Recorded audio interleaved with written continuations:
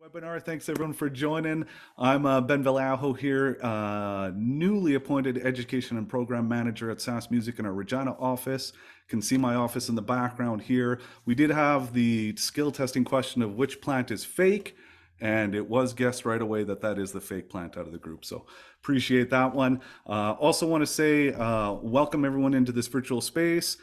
SAS Music is grateful to be based on and representing a music community of people living and working on lands which include those of Treaty 2, 4, 5, 6, 8, and 10, the ancestral and existing territories of First Nations, including the Cree, Dakota, Dene, Lakota, Nakota, and Saulteaux people, as well as the homeland of the Métis. We acknowledge that we are in a sacred relationship with this land and with its First Peoples through these treaties. We are grateful for the guidance of an Indigenous advisory as well, as our organization continues on the path of learning and striving to respectfully celebrate the voices of creators of our region. We are committed to moving forward in partnership with Indigenous nations in the spirit of reconciliation and collaboration. I myself am a settler joining from Regina on Treaty 4. By all means, throw your location in the chat if you'd like to. And welcome to our funding session webinar. We've got Jen from Canada Council for the Arts, as well as Jeff from SkArts here, running through a bit of the programs they have available. And again, it's not just music centered, a bit more broad-based for all the creative industries here. We're gonna go through two little presentations from Jen and Jeff, and then we'll have time for questions at the end. I'll be monitoring the chat as we go through it too, so if you need some clarifications or anything like that, can definitely throw in the chat. If you do have a question, I do recommend throwing it in that Q&A tab at the bottom there, just right next to participants. That's a nice way to keep track of all the questions that come in rather than a big chat log there. So if you do have questions, please throw them in the Q&A section, and we will get to them at the end of both presentations because they might get answered during the presentation there, but definitely fully encourage those questions. As I made mention, we are recording the webinar as well, so we'll have that available in a couple days once we turn it around. So that's it from me, Ben Vallejo at SAS Music. I'll be here in the background and saying goodbye at the end, but I'd like to turn it over to Jen here from the Canada Council of the Arts. Jen.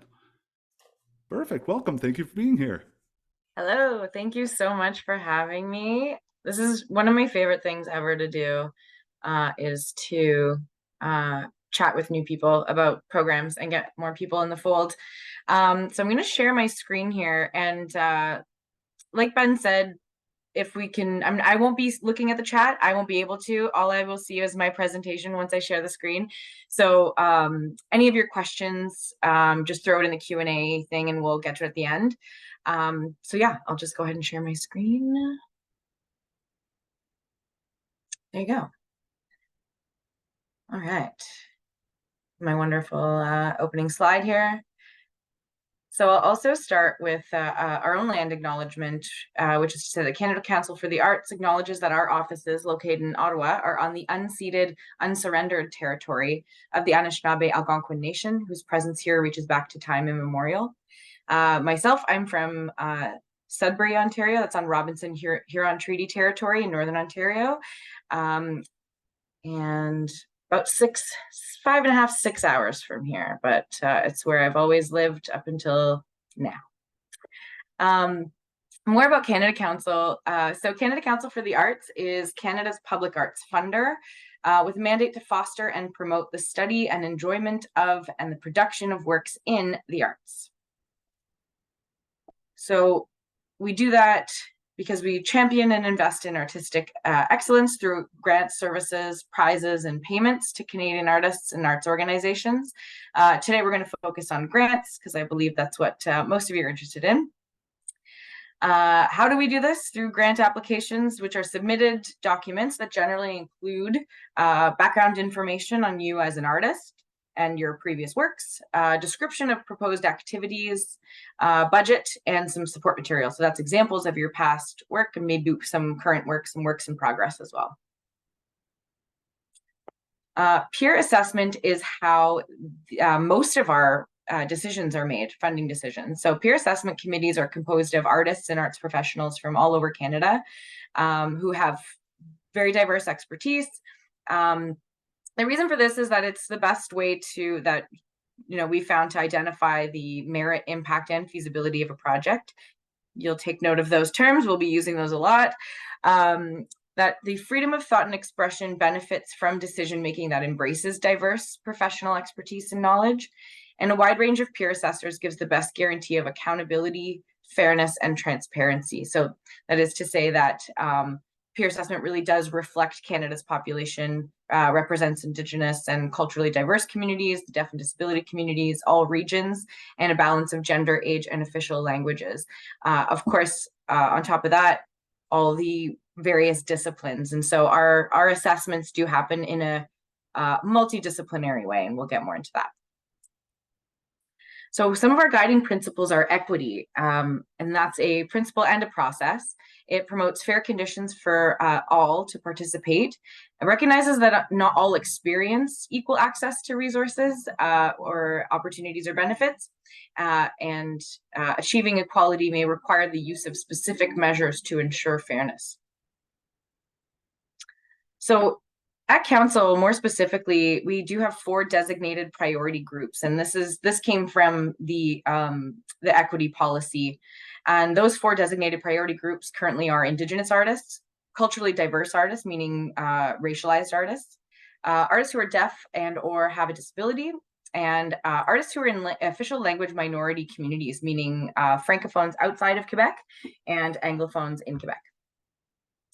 So the Council's commitment to equity, it has a few different, there are a few different measures through which Council demonstrates their commitment to equity. And so first is self-identification. And so every applicant does have the opportunity to voluntarily self-identify as being part of one of those groups.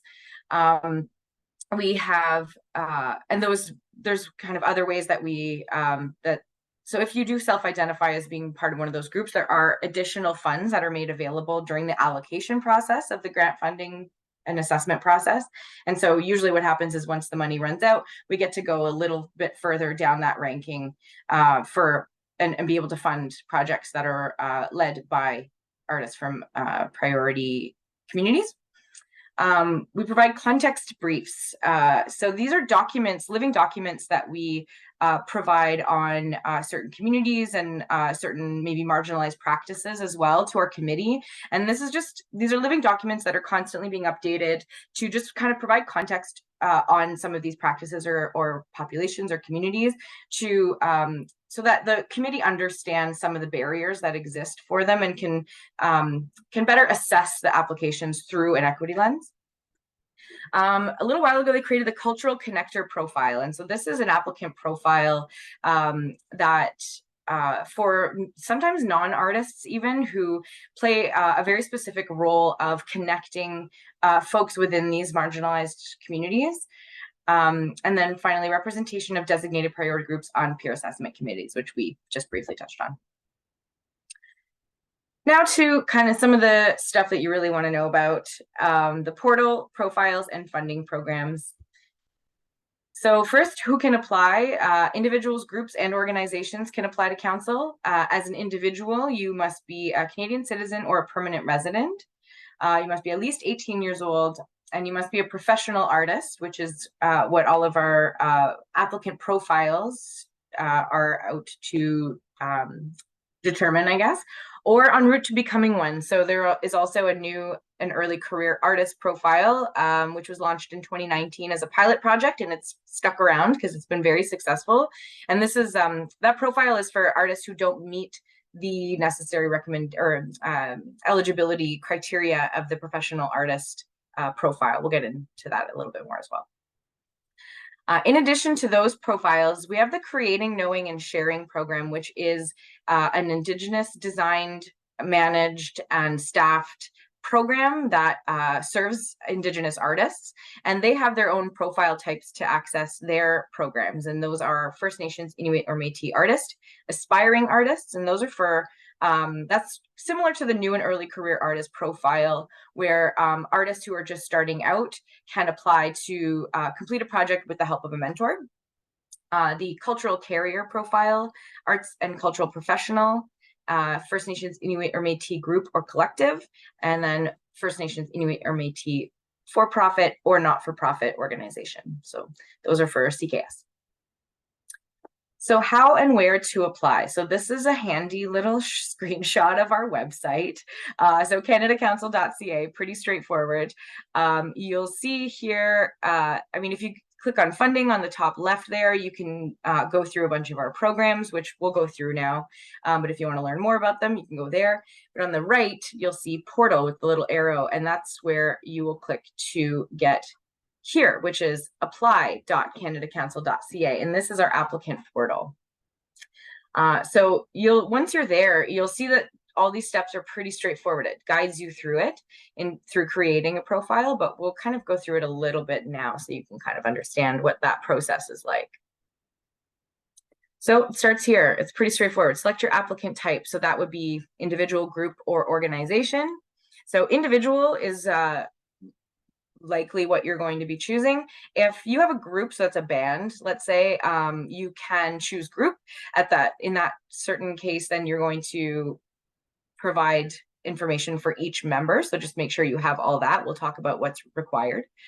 And then we have our U, First Nations, Inuit, or Métis, and then that will help bring up some of those SkArts profiles that we looked at a second ago.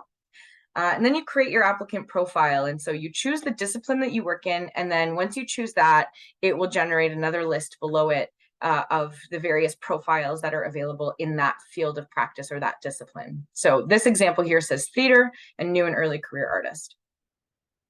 Oh, there you go. There you see there. So in that drop down, you see that there are a few different options here. And so theater artist would mean someone who has at least two. Actually, I think the next one is, voila. So once you choose one of the profiles that you think describes you, this will pop up. And this is a description of what the criteria is for this field of practice. So if you look at that and you go, yep, okay, that's my experience. That is the discipline that I work in. Great.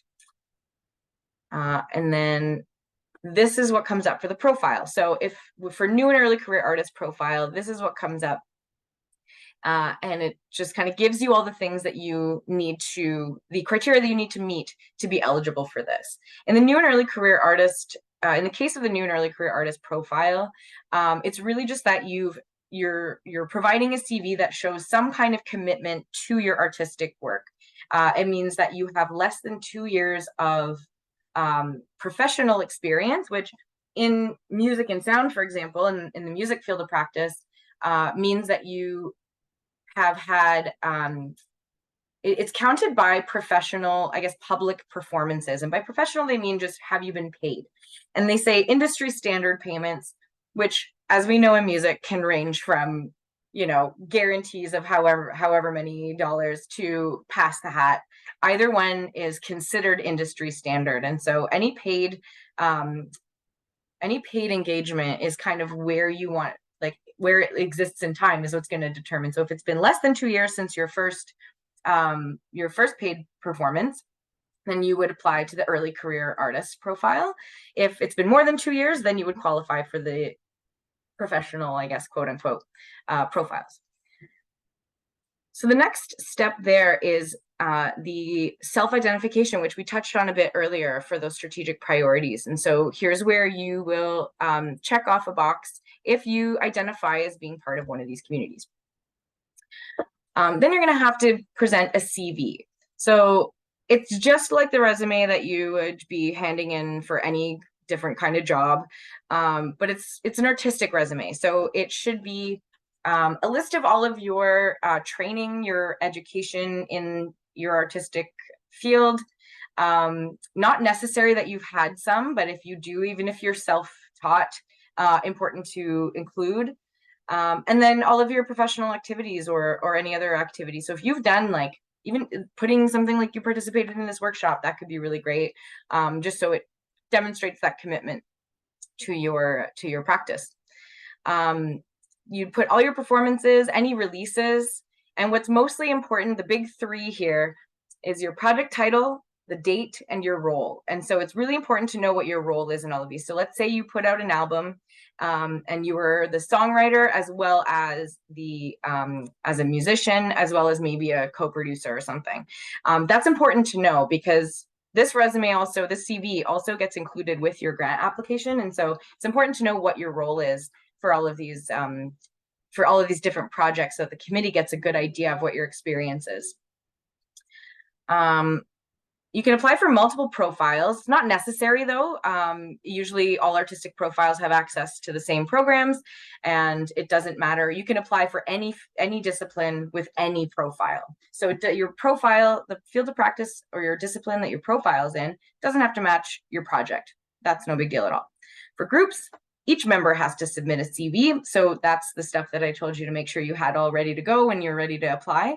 Or to submit a profile. So for groups, you need CVs for all members. And for groups, there's no new and early career group profile. So for group profiles, every member has to have at least 2 years of professional experience. All right, let's start talking about grants. So let's say you've already done that. You have so profiles, once you submit, make sure once you fill out all that information that you do hit submit on that. And you'll we say to do it at least 15, I think, business days before you plan to actually start writing your grant out. Give yourself plenty of time.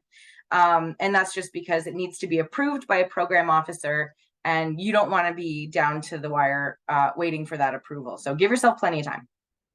But if for some reason you didn't, you should, but if for some reason you didn't, the guidelines that you can get off of the website for any program, any candidate council program, also has all the questions that are going to show up in the portal once you have access. So you can always get started as you await your approval. So Explore and Create is the program that I work in. So I'm most familiar with this one. And it's the one that gets by far the most applications at all of council. And that's because this is the program that people apply to when they want to create new works, do creative research, do professional development and skills development projects.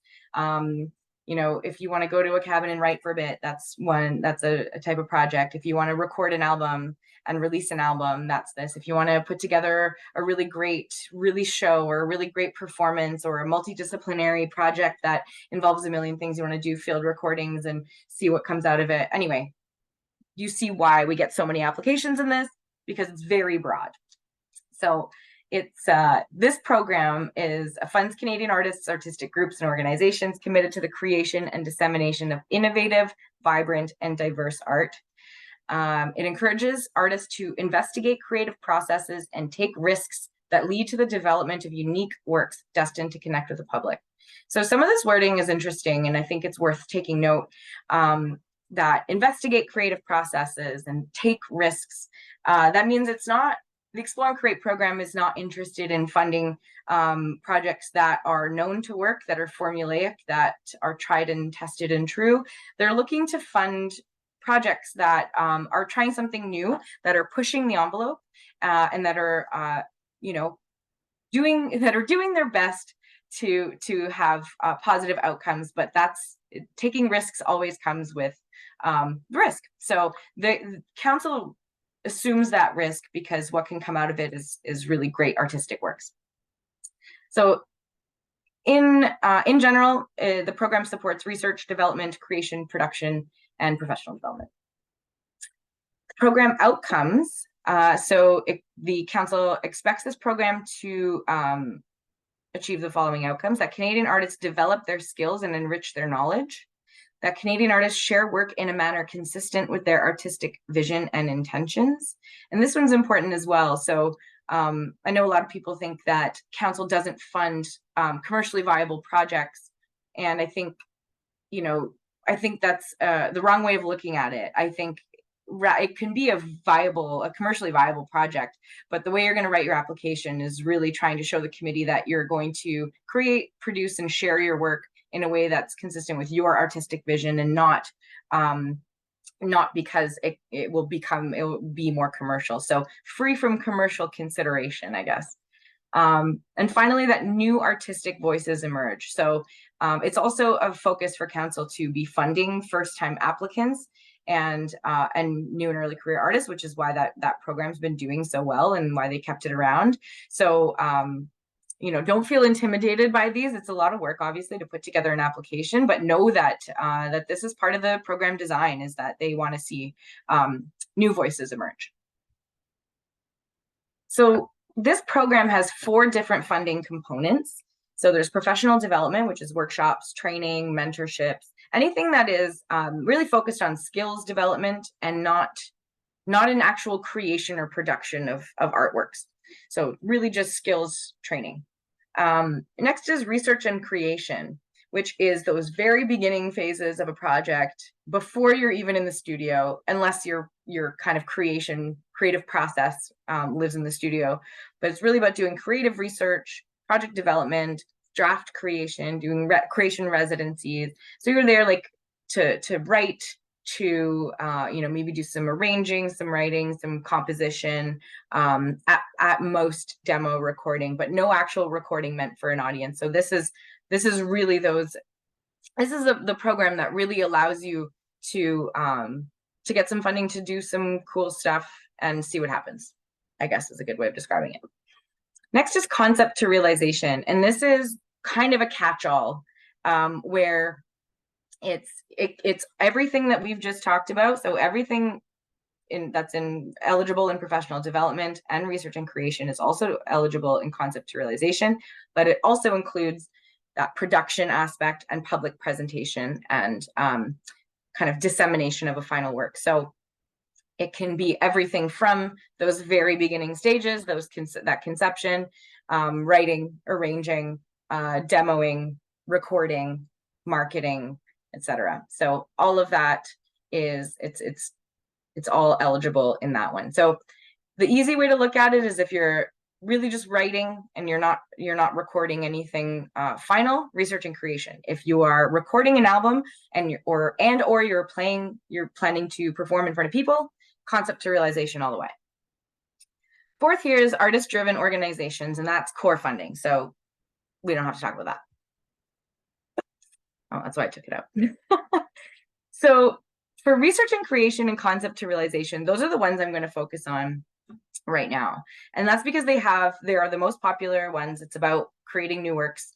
And this is the assessment criteria. So I want to give you an idea of exactly what it is that they're looking for when they're assessing this. And if you recall, it's all peer assessed. So it's other artists taking in your applications and trying to get to know you and understand what you're trying to do.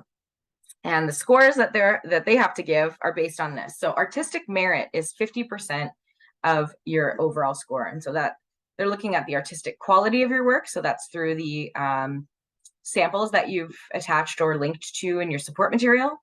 The artistic rationale for your project. So that's a big, why are you doing this? Why are you doing this? Why are you the person to do it? Why are you involving all these folks? Where does this come from? What's that artistic rationale? Bring them into your artistic universe so they really get it. And then the potential artistic outcomes. So you also want to be able to make it clear what's coming out of this. Impact is 30%, and that's what they're really looking at there is the potential of the project to contribute to your artistic development. Notice it doesn't say career development. That's a trip up a lot of people end up kind of messing with. So it's really about your artistic development. We talked about artistic risks and taking those artistic risks. And so this is where you're going to really try to demonstrate exactly the ways in which your artistic development is going to benefit from this. So if you're pushing yourself, what is the outcome of this? What is that new skill or new perspective, and how might that help benefit you in the future with you as an artist and not you as a business? Next, there is advanced artistic practice. So how are you kind of taking on this project, and how will this project maybe change the way other people do their work? How might you inspire other artists because you're really taking this genre or this practice in a new direction? And then in concept to realization only, they want to know how you're building public interest and knowledge of the artistic practice. So that's the only time they're really talking about your audience. It's not about you growing your audience or making more money or having more opportunities necessarily. It's really about the work, the artwork itself, and about you as an artist, and about people and how they might better appreciate art because they've interacted with your work. Last is feasibility, and this is the nuts and bolts. This is like, are you proposing the right amount of resources to make this happen? So, your capacity and experience to undertake the project. I was talking about your CV. Always make sure that's up to date with all relevant information.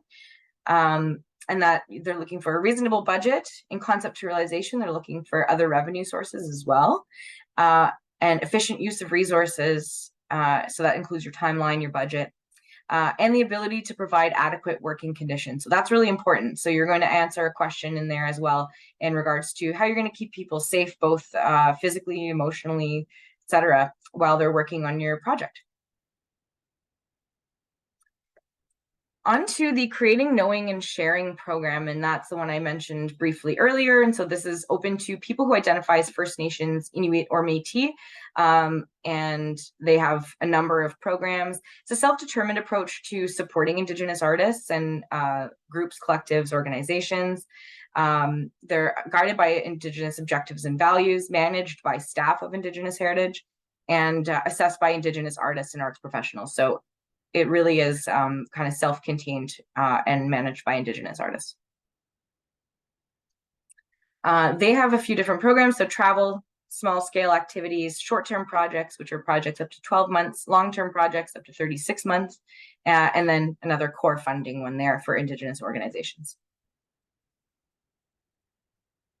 So we have two other programs, Arts Across Canada and Arts Abroad, that we kind of just clumped together because they really have mirroring programs for the most part. So they each have their own travel and circulation and touring components. So I'll just talk about them broadly, but essentially, I think it's pretty straightforward. If you're traveling or you're touring in Canada, you'll apply to the Arts Across Canada one.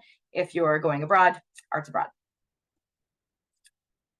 So travel within Canada must be at least 300 kilometers from your place of departure and by invitation. So you do need some confirmed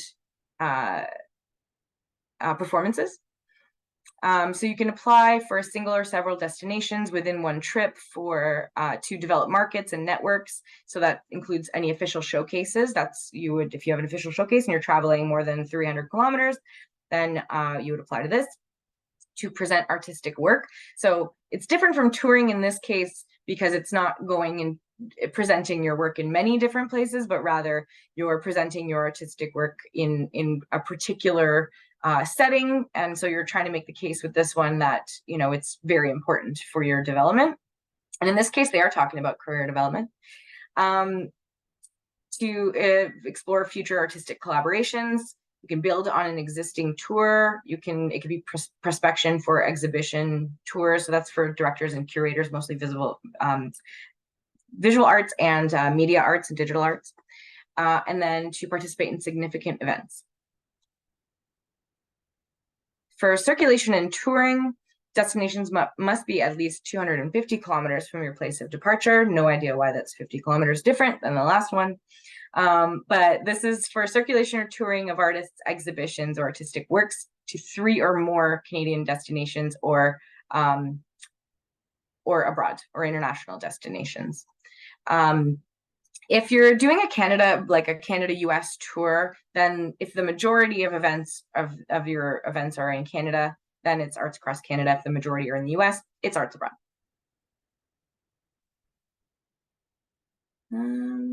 So that's kind of an overview of our programs that I think you'd be interested in. Application deadlines and cutoff dates are here. Or rather the link is there. So if you just I'm sure you can fish around. If you just search on the website too, if you go to canadacouncil.ca, do a little deadlines in the search, it'll take you right to it. And you'll see all the different deadlines for all the programs. But typically it's between the time that you submit and the time that you get your results, it's about 4 to 5 months. So we encourage you to get help with your application. I mean, you showed up to this, which is awesome. But it doesn't have to stop here. We can have a conversation after this. So you can absolutely feel free to contact us. I also have many, many amazing colleagues who are always ready to have enlightening conversations with folks. Online, we have a lot of FAQs and guides. So our website is also a really good resource.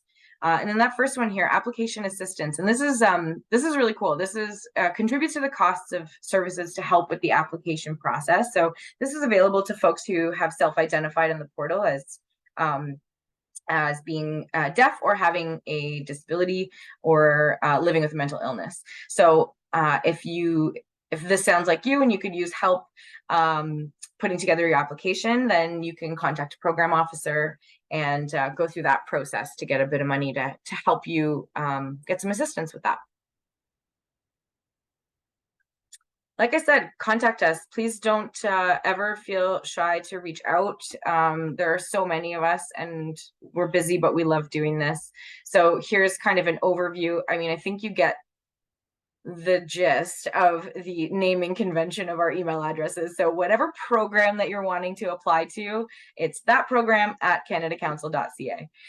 If you need technical help on the portal, so that's assistance at canadacouncil.ca, and an easy one to remember, and they'll always point you in the right direction, is info at canadacouncil.ca. Thank you.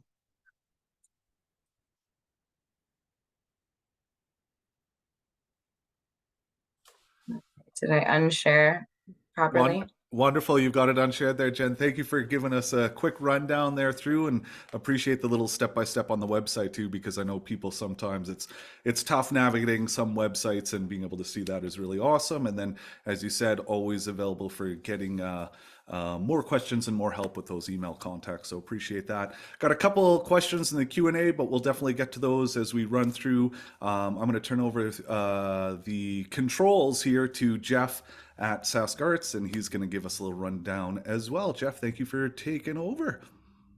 Thank you very much. I'm just going to put up my screen share here, and hopefully you are able to see. Ooh. Are you all able to see my my presentation there? That's showing for everybody. Yep. Okay, great. My name is Jeff Smith, and I'm a program consultant at SkArts. I work with the Independent Artist Music program, so I'm going to be primarily talking about that today. I also want to do a land acknowledgement. I'm going to start by reading the land acknowledgement from SkArts. I acknowledge that the land currently known as the province of Saskatchewan is comprised of portions of land from treaties 2, 4, 5, 6, 8, and 10, the territories of the Nihilwak, Anishinaabe, Dene, Dakota, Lakota, and Nakota nations, and the homeland of the Métis.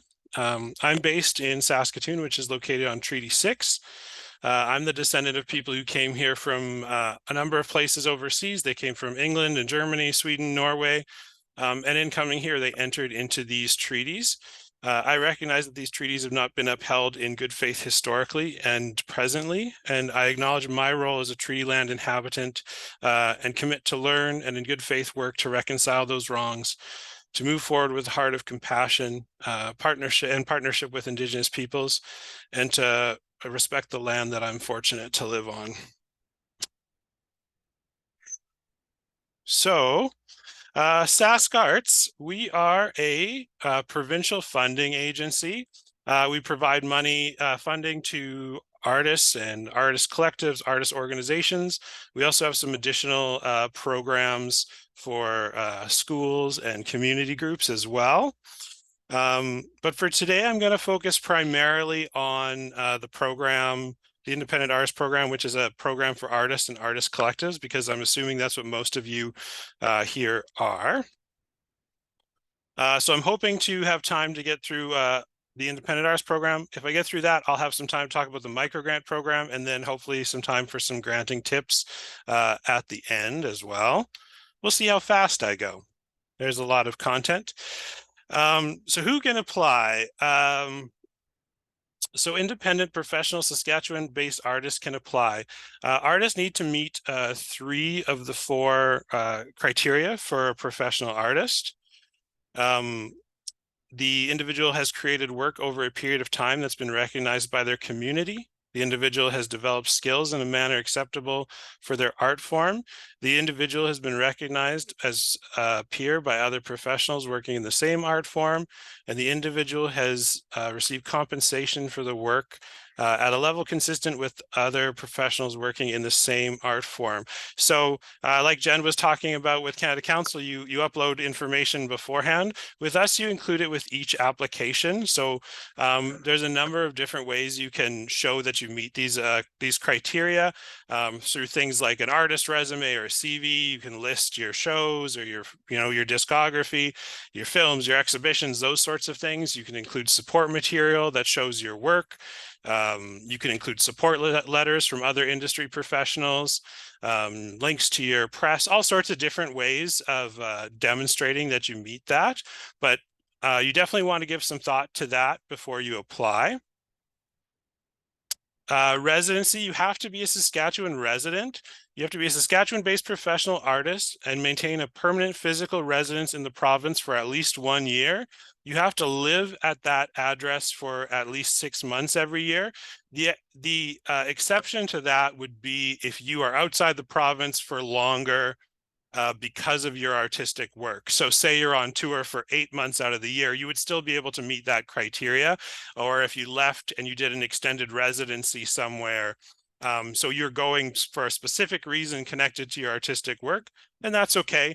You must be a Canadian citizen or a permanent resident of Canada, or permanent resident of Canada status.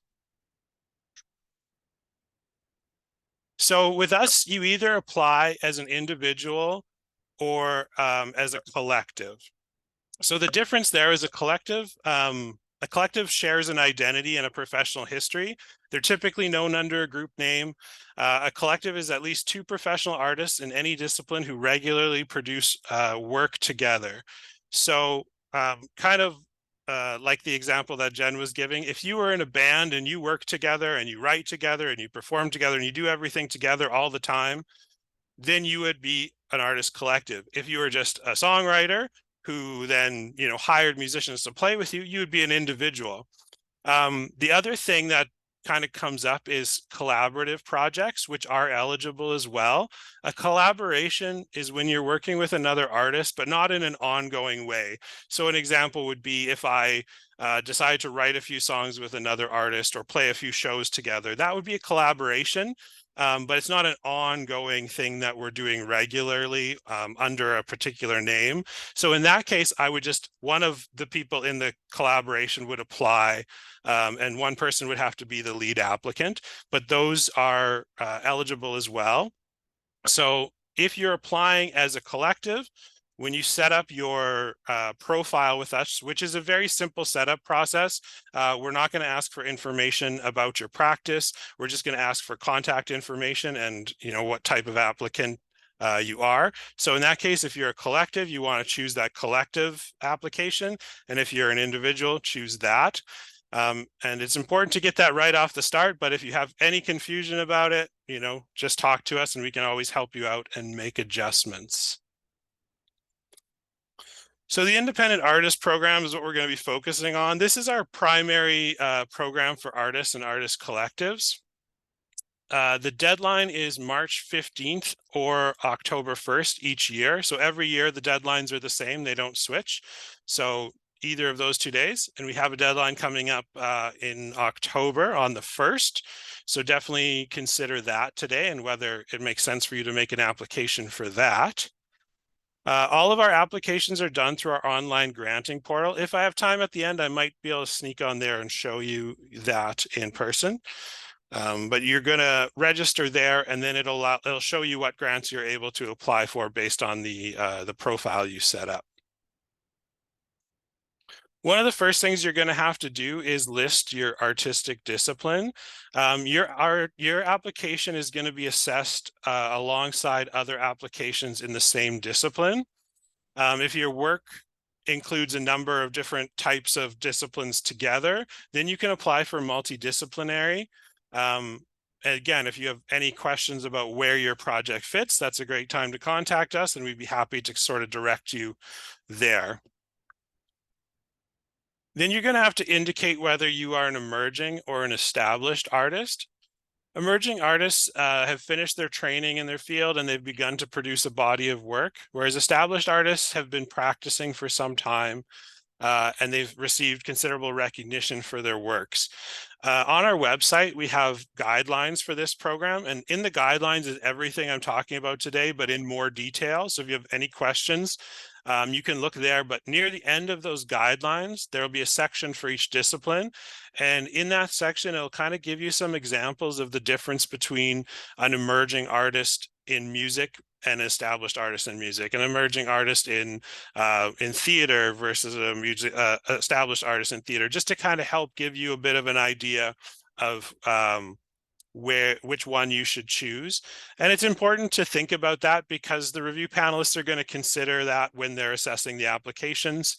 They're not going to expect the same thing from an emerging artist in some areas that they would from an established artist. So it's good to give that some thought. And also there, you'll see in a bit, it does affect how much money you can request in certain programs. So in the independent artist program, there are 3 different grant types in it. And each grant type is set up to kind of help you do something different. So the first one we're going to look at is creation. So creation grants fund artists to make new art or to develop works in progress. It's to give you time and resources to create your work. You're going to see there that there's a request maximum. So for an emerging artist, you can request up to $7,500, whereas an established artist or artist collective can request up to $18,000 for a creation project. So some examples there might be you want to write new music, you want to choreograph a dance, you want to start a brand new work, or you want to, reimagine a past work, you want to paint, you want to sculpt, you write a book. This is the program for you when you want to create your artwork. Then there's production and presentation. This is meant to help you finish your work and get it out there. So this one can be, because there might be people here from different disciplines, I'm not going to dive deep into production and presentation because it's very different for each discipline. So I would really recommend looking at the guidelines and chatting with one of our consultants and seeing where your project fits. The maximum for both emerging and established artists here is $18,000. Some examples might be, filming or editing your movie, touring, putting on a series, or self-producing a performance. Because I know there are musicians in the room, this grant isn't for commercial sound recording. Within Saskatchewan, we have another funding body called Creative Sask, and Creative Sask they have programs for commercial sound recording, marketing, tour, showcase. So those kind of requests are going to go to them. Whereas this particular one, most recording projects are not eligible here. So definitely contact me before you start writing a grant, because I don't want you to write something that isn't eligible. So if you're thinking you have a recording idea, definitely talk to me before starting writing it, because I don't want you to waste any time there. The third type is professional development or research. This is a grant to help you hone your skills and to learn. It's a way of investing into yourself as you develop as an artist, or going deeper into research for a portion of your work. So the request maximum there is $5,000. And some examples might be you want to get mentorship from somebody, or you want to take a certain type of lesson, or a certain type of professional development. That would be eligible here. Or maybe you want to research your work without determining what it's going to be yet. Whereas I'm talking about the creation grant, you're actually making it. You can come to this and you can request money for that portion before you actually do the creation. If you need to spend some time researching, maybe you want to write a book and you need to spend a bunch of time researching prior to, this is where you would come for that. Now, you can only apply for one of these grant types per application, but you can come back to the program throughout the life of a project. You can come for the initial stages for the research, you come back for the creation, and you can come back again for the production presentation portion. So you can kind of come back for the different parts, but you can only request one at a deadline, and you can only put in one application at a deadline. So I'm going to talk a little bit now about what's actually in the application, just to sort of give you a sense of what kind of things you're going to be doing when you start an application. Essentially, for the Independent Artist Grant, we're asking you two kind of big questions. So the first one is the artist statement. And this is where we want to hear about who you are as an artist. We want to hear about what you do. So what type of artwork do you make? Why do you make it? How did you learn how to do it? What's the vision, the purpose behind what you do? So this is something an area, it's up to 500 words, and it's the explanation of you as an artist, and you want to dig in there. You want to be specific. You don't want to be general. You don't want to say things like, oh, I'm a pop musician, because that could mean a million different things. So this is where you let us know the depth behind you, the depth behind your work, the work you've put in to get to where you are. That's what your artist statement is about. The next and the biggest question is the project description. This is, what are you doing? How are you going to do it? When are you going to do it? What are you going to achieve? What's the impact going to be? Who else is involved? Those sorts of things. And that one's up to 1,500 word maximum. And this is kind of the bulk of the application, and you're going to spend a lot of time on this. And I always recommend with people that they reread it through a bunch of times and see kind of like, when you're explaining your project, asking yourself, what questions come up when I read this? Or have someone else read it and say, what questions come up to you while you read this? Because it's really important to say things in a way where it answers questions rather than creating new questions. So like an example would be, I could say, I want to write new music for release. Now that opens up a million different questions. Like, when are you doing it? Why are you doing it? What are the songs going to be about? All sorts of things. Whereas you could say something like, I want to write 5 heavy metal songs about my experience bass jumping. I'll co-write them with Trevor over a 3-week period in December 2023 at my home studio. You answer those questions. People need to know the different things that are happening. They need to know how the project is happening. And this is your chance to sort of flush all that out for them and let them know that you've got this planned and that you've got everything figured out. Something we've done kind of more recently is that if you feel like you can express yourself better through speaking, you can include a video application instead of a written one. So for both the artist statement and the project description, you can submit a video of you verbally explaining your project. So if that's something that you'd be more comfortable with, I would definitely recommend looking into that as well. So again, those are kind of the two big questions that we're going to ask you. And then it's really important to learn about kind of what things you can ask for in a program before you start going too far into the application and before you start filling out your budget.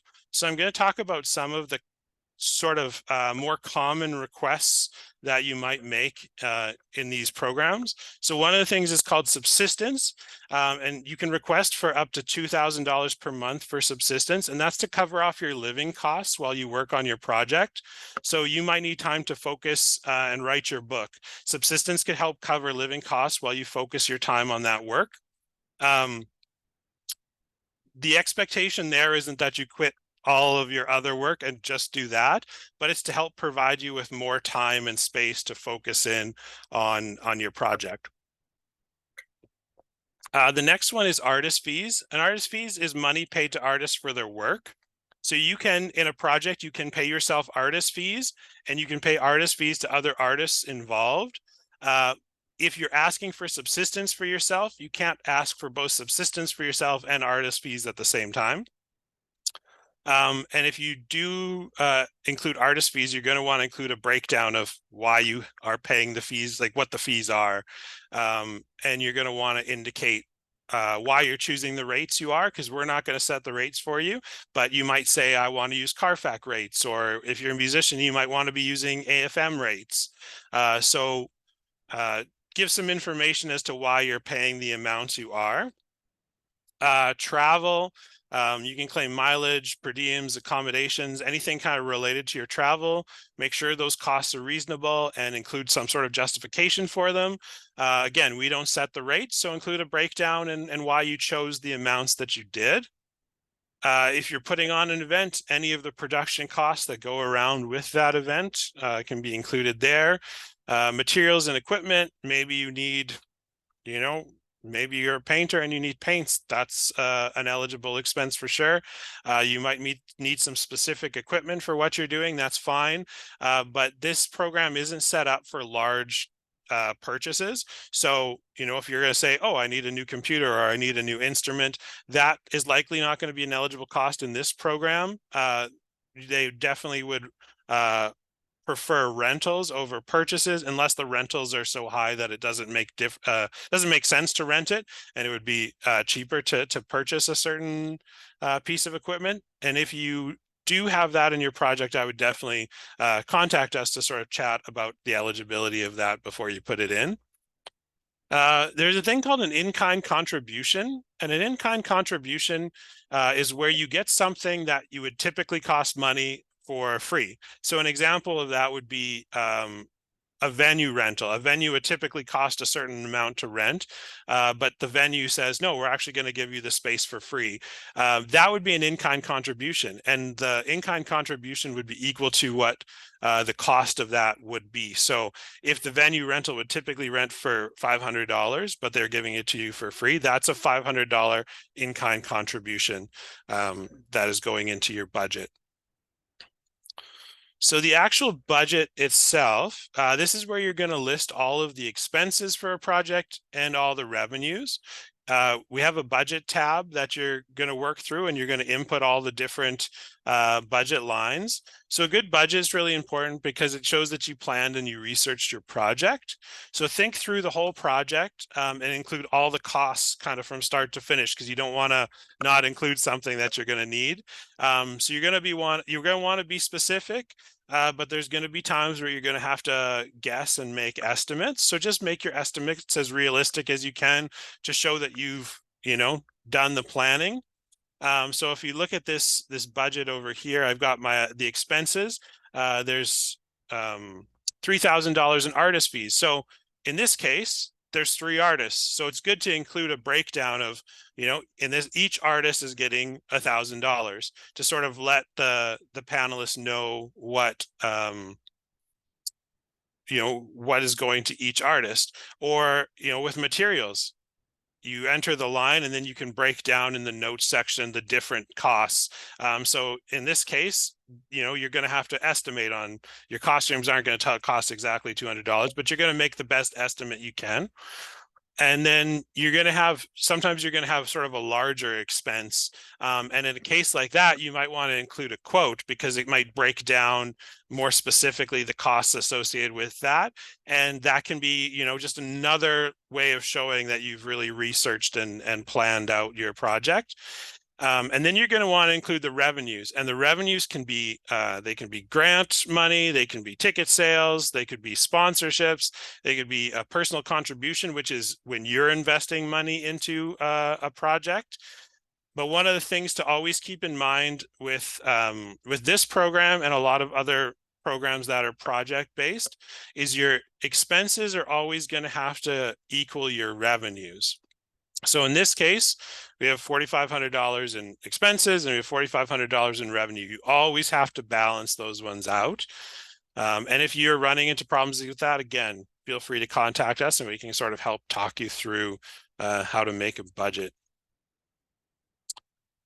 So you're also going to be including support material. And this is additional information that lets the review panel know more about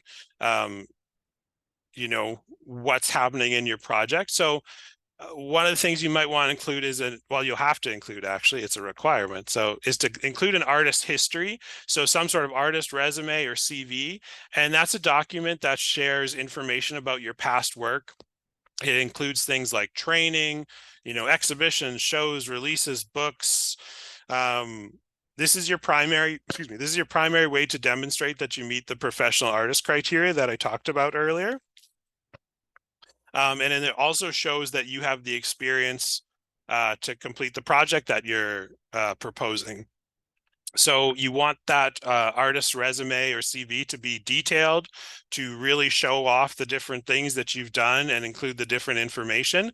A lot of people have a bio, and a bio is different because the bio is more of a narrative story, and it can be quite difficult for people who are reviewing grants to sort through the bio and figure out all the different things you've done, because it's laid out in a narrative. Whereas an artist a resume or CV really kind of gets straight to the point, letting them know, you know, these are my releases, these are my important shows and festivals I've played, this is significant press that I've gotten, these are my social media numbers, like those sorts of things. It gets them to that really quickly.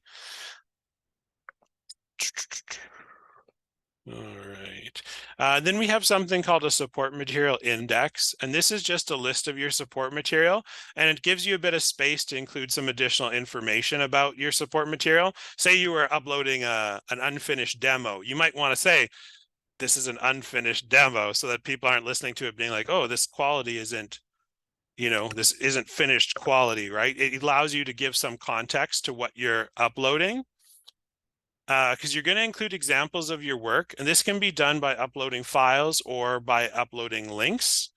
Now, it's really important there to include work that connects to the project that you're working on. Like if you're a filmmaker and you're applying to make a documentary film and you include your comedy work, it doesn't really make as much sense as including your other documentary work. So make sure that this information connects to what you're applying for. Make sure to check the guidelines for your discipline, and that you're including the right amount of support materials, because if you include a bunch of extra support materials, the review panel who assesses these application is gonna not look at it, because they only have so much time to look over these, and you're given maximum. So don't go over those, but always include your best work, because you really want to show them what you can do. If you've got a long video that you want to upload, but it goes over the maximum, try to edit it down or include something in the support material telling the reviewers which section to watch. That can be really helpful. Don't include links to websites that require any kind of login, and expect that the panelists will see them. This comes up for us all the time. People upload something like a Spotify link. Not everybody uses Spotify and has a Spotify account, so they can't actually listen to it. So be really careful about what you upload and make sure that it's easy for people to access and that they can get to the information they need really quickly. You can also include some information about yourself, like websites, you know, links to press, those sorts of things. Again, I would be cautious about relying on Facebook and Instagram, because you need to log in to see those things. So try to use things that don't require login. And if you're going to use a website, make sure your website is still live and that it's up to date, because that's important. And another thing you might want to include is letters of support. So letters of support are typically from another artist or an arts professional, and they're writing in support of you as an artist and in support of the project you're doing, and they're telling the reviewers that this is a valuable project and worthwhile, and those can be a really valuable thing to include. You might also want to include quotes, like I talked about, from the budget, or agreements that you have with other artists who are taking part in it, just things to fill that out. So how the grants are assessed. I've talked a lot about the reviewers, and so these grants are assessed by a panel of professional artists. We call it a review panel, so we call the people that assess them reviewers, and they're going to be assessing your application against these criteria, which I'm going to go into a little bit more in a bit. It's important to note that these are competitive programs and that there's really limited funds provincially at the moment for these projects. So they're competitive programs and they're assessed against these criteria. So it's really important that you keep these criteria in mind when you're writing your application, and remember that the reviewers They can only assess the information in the application. So don't assume they know stuff about you from outside. The onus is on you to communicate who you are and what you're going to do. So definitely take a read over these criteria and think about them as you're writing your application. So a lot of what I'm saying is just what Jen has said, but in a slightly different way. Fairly similar criteria, but just sort of weighted a little bit differently and explained a little bit differently. So the first section we have is on artistic merit. And the first 25% is on artistic quality, and that's the quality of the work that you present in your support material and include with your CV and things like that. You're wanting to show the quality of your work and that you have a distinct and personal practice as an artist. The second one is going to be artistic development. And this is about you developing as an artist. Again, like Jen was saying with theirs, is like, this isn't speaking about how you're developing as your career. It's talking about how you're growing as an artist. And then you'll move on to the activity merit. So now the activity merit, this is where they're going to be looking more at the plan. And the first section there is impact. So this is how, this is where they're going to be looking at how is it impacting your career, but also how is it impacting the wider community? How is it impacting the art practice and allowing people to connect with it?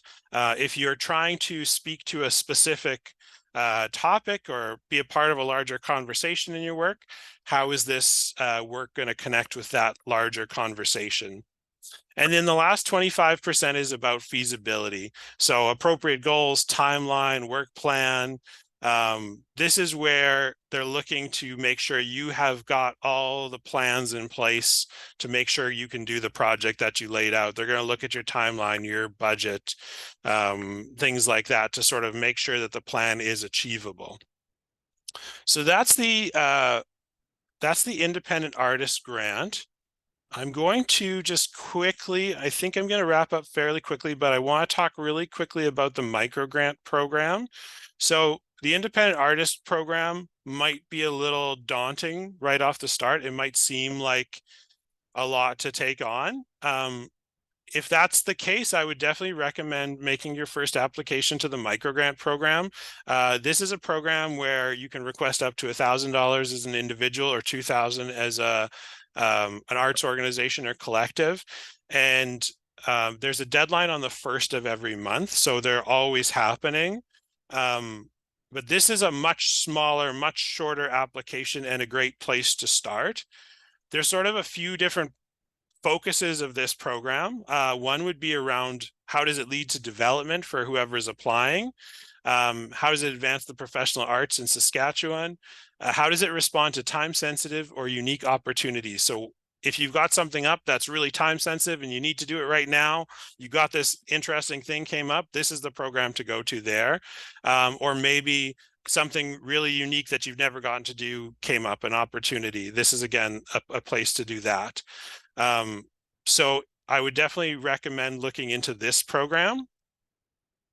I'm going to do a couple quick application tips, just sort of more things to think about as you're doing your application.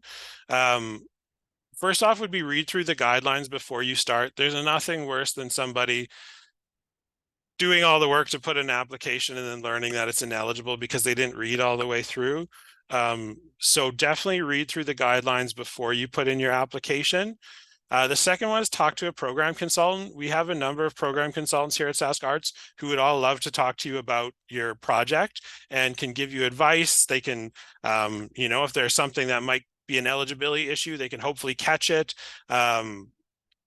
This is something you want to do for sure. And I'll have some information about how you can contact the different program consultants in a little bit. Make yourself a good artist CV or resume, because once you've made a good one, it's easy to update. But if you're making a new one every time, so do it once well, and then just update it, and you can use it over and over and over again. Don't assume anything. The assessors can only look at what's in the grant application.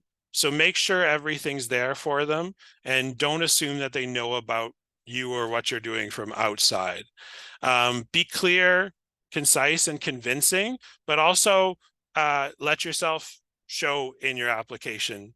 It's okay to be yourself and to let people see you, but also avoid over talking, avoid really flowery language. Be to the point, but also let your passion come through. Give yourself enough time. Start your application early, so that you can make sure you get all of the pieces that you need together. Especially when it comes to support material, include your best work. If you're a musician, you might not want to include a link to your whole album, because a reviewer might only have time to listen to a couple of songs. So include a link to, 2 or 3 songs instead of 10, to make sure that they're hearing your best work. And then the last one would be to apply again. I mentioned before, these programs are really competitive. And it's very rare that an artist gets all of the grants that they apply for. So don't get down on it, but apply again, work off of what you had before, tweak it, rebuild it, talk to the consultant after the grant and say, was there some feedback from the review panel that I can use to help strengthen my application? And we'll set up a time to talk to you and give you some feedback there. And when the next one comes around, we'll be happy to talk with you again about it. But keep applying, and don't get down if you don't get it right away. Because grant writing can take time, and it's a lot to learn. So definitely give yourself some space and time to learn and come back to it. I mentioned before that we have a number of program consultants. So I'm just going to put this information up for a minute here. These are the different program consultants that are for each of the artistic disciplines. So if you are working on a project for this upcoming deadline, please reach out to us. We would love to talk with you about it, your application, help check for different eligibility issues, and see if we can give you some advice and help you kind of hone in on those criteria as you're writing your application. I mentioned that I'm the program consultant for the independent artist for the music. So if you've got a music project you're working on, feel free to contact me, and we'll set up some time to talk. I also work with the microgrant program. So again, if you're looking at doing a microgrant, feel free to reach out to me for that. But I think I will wrap up there.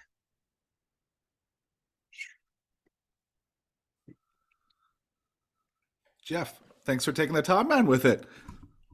No problem. I'm glad you snuck in the micro grants and a couple of the little application tips. That's nice and broad for everyone there too. Appreciate both the times here. We're sitting at about 7:45, so we do have time for some questions, and I do want to roll back through as many as we can here, and also conscious as everyone's time in the evening. So Jen, I think we got a couple questions for you, starting it off for the Canada Council of for the Arts. And Sure. First question up there, I don't know if you've got the little Q&A tab opened up there. I do have access, don't I? Possibly. Co-host, maybe, yeah. Yeah. But if you want to roll through those first 3 for us, I won't read them out, just so, because everyone else can probably see those too. You can see that Q&A tab at the bottom, folks, on the toolbar next to participants if you click on that one. So yeah, if you want to roll through a couple of those. Cool. Yeah, so that first one, asking if it's more about improving as an artist and not for commercial gain. So I think the distinction there is that the project can totally be promoting or producing and releasing and promoting an album. So marketing costs are definitely eligible, all that stuff. Anything that you have, any costs that you have related to those activities are definitely eligible. So it's more about the way you're approaching your application. So you're not going to talk about your application. You're not going to focus on those commercial things. It can be totally a commercially viable project. I always use Factor as an example of, there's a project, if a project can be both successful at Factor and at Canada Council, but the way that they're going to be those applications are going to be written are going to be very different, because those assessment criteria are totally different. So that's an example I use, where it's like the same project can totally be in both, but it's like, look at those assessment criteria and really aim your answers toward that. Next one, more funding for artists than there is for songwriters. So songwriters, I guess, according to Canada Council, they're considered artists. So artists include, musicians, singers, writers, songwriters, anyone, composers, all kinds of artists in all kinds of disciplines. So if songwriting is your artistic practice, then you probably wouldn't be doing too much, performances or public kind of dissemination.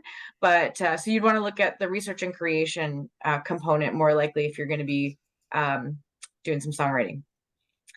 And then someone's asking about assessors. So can anyone sign up to be considered for a Canada Council jury? So individuals are selected by program officers. So when it comes time for me to choose my committee, I'll look at what's in the group that is to be assessed, and I'm going to try my best to reflect what's in the applications and who's applying. And I just do research. So I bring in constantly people who have done it before or haven't, people who have received Canada Council grants or haven't. And so I'm just kind of scouring the internet all the time. So there is a self-nomination form on our website currently, but it's kind of crap. They're currently revamping it, and they'll be launching it soon. So keep an eye out for that. Nice. Yeah. Thanks, Jen. I think that's the couple on the Canada Council side. And then you had that slide at the end with the info@canadacouncil.ca for more questions too that way. So appreciate that. Jeff, let's throw it over back to you again. Looks like there's a handful of questions as well on your side, and starting off with the Independent Artists Project one there. Yeah, so the question is, can you apply for 2 different projects using the IA project? So for example, an EP and an album recording. So you can only make one application to the Independent Artist Program at each deadline. So you can, and your project needs to be finished, and your report needs to be in before you apply for your next one. So you can only kind of have one open independent artist grant at a time, and you can only make one application at a deadline. So this says, for example, an EP and an album recording. Again, likely an EP or an album recording wouldn't be considered eligible at SkArts, because that would fall under Creative Saskatchewan's umbrella of programs. So I would definitely go there for any recording programs. And then Zaid, if the application was complete, this is a great question. If the application was completed before the project starts, but the results will be shared after the project started, is that project still eligible? So with us, the project has to start after October 1st for this upcoming deadline. Now, you're not going to hear results back for 2 to 3 months. But say your project starts on October 2nd, that project is eligible and it will be assessed. And if you determined you need the money and you can't do it without the money, and you decided, oh, I'm going to need to bump the project a few months, and you were successful, what's going to happen is you're going to have a conversation with me, and you're going to tell me, hey, I moved it because of this, and this is my new plan. And I'll say, cool, that's fine. So there's flex in that way. But if it's after the deadline and you haven't got results, it's still eligible in that period. Wondering if I can actually jump in on that to give Canada, just because it's slightly different. Like, I have to say, Jeff, most of everything that you said during your presentation totally applies at council too. So it was almost like you got extra advice about Canada Council from Jeff. This is where we differ though. So with Explore and Create, the program that has all those components where you can like write, record music, you can apply anytime and start anytime after that.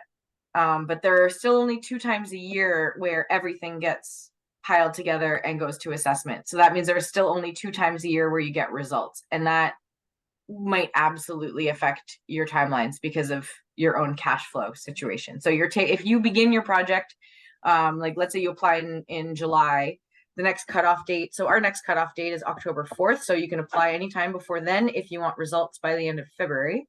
But let's say you applied back in July, you're still waiting till February for those results, and you can start in the meantime. You could finish in the meantime, but you're obviously taking a risk in case the funds don't come through. Thanks for the opportunity. Right on. So this next one looks SkArts specific. So creative Sask grants generally are 50% artist required. Is that the same for SkArts grants? If so, does in-kind count towards the artist portion? So this is an area where we differ from Creative Saskatchewan. A project that goes to SkArts for funding can be funded from the grant up to 100%. So there is no 50% rule. So it's different in that way. Like I mentioned, there are maximums for each program. And there is also a possibility with our programming that you might not get the full request and you might have to make up that other amount a different way, in which case you can always turn down the grant if it does not make sense. But a project can be funded up to 100% through the grant. And then the next one is, did you want to say anything about that for your end, Jen? No, you're just kidding. For recording with IA, will studio booking equate to venue rentals? Again, IA, typically recording isn't considered. There's very few situations where recording is an eligible expense with SkArts. The only situations would be if the project, because when you apply to Creative Saskatchewan, there is, those programs are for commercial projects with some amount of commercial intent. If the project absolutely has no commercial intent whatsoever, then recording might be a possibility. So that's why the door isn't entirely closed. But to give an example, if somebody was doing like if an Indigenous artist wanted to do an album of songs in their language, not as a commercial endeavor, but as a language retention project, that might be eligible. Or if you are somebody who creates parts of your music as you're writing it, then that might be eligible. So because some artists now, it's not the same as it used to be where you would go into the studio. If some artists are building their songs as they're writing them, that might be eligible. Again, I would reach out to me before and we could talk about it, but generally considered they wouldn't be eligible in the program. Would either of you be able to share some examples of well-written and appropriate artist resumes? Did you want to talk about that one, Jen, or would you like me to jump in on that? Yeah, I can totally jump in because I have opinions on this one. Honestly, a well-written CV is giving the information that needs to be given, and that's, like what's happening, what your role is, and what the date was.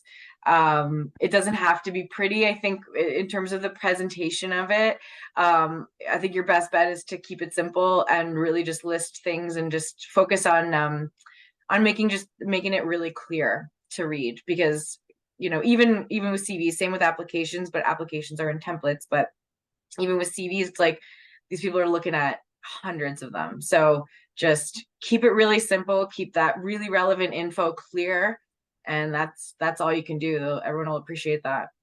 Mm-hmm. When you're doing them for our programs, look at that criteria and keep that in mind, because somebody's going to be looking, probably me, and I'll have to look at it and then I'll say, am I seeing that these professional artist criteria? So if there's looking at things for like, recognition from like a practice that's been for an extensive period of time, that is, I'm paraphrasing, but has recognition from the community. How do you recognize by your community? Well, if you're getting booked for shows, you're getting asked to play festivals. Okay, that's great. That also shows that you're getting compensated for your work. Great.